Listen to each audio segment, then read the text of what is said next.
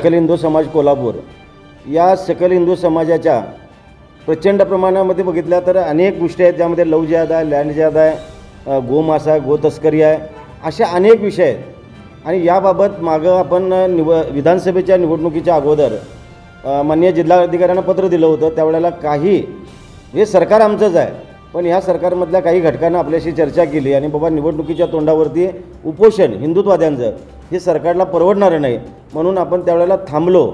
आणि त्यानंतर महाराष्ट्रातल्या सकल हिंदू समाजानं, बहुसंख्य हिंदू समाजानं प्रचंड प्रमाणामध्ये आपलं मतदानाचं योगदान देऊन एक हाती सत्ता दिली।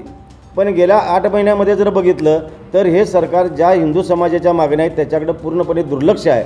आणि या संदर्भात हे सरकार आमचंच आहे, ज्या पद्धतीनं बाळ रडल्याशिवाय आई पाजत नाही, म्हणून आम्ही काही 30 मागण्या केलेल्या आहेत। त्यातल्या 10 मागण्या अत्यंत महत्त्वाच्या आहेत, त्यामध्ये लँड जिहाद, लव जिहाद ह्या संदर्भात आहेत।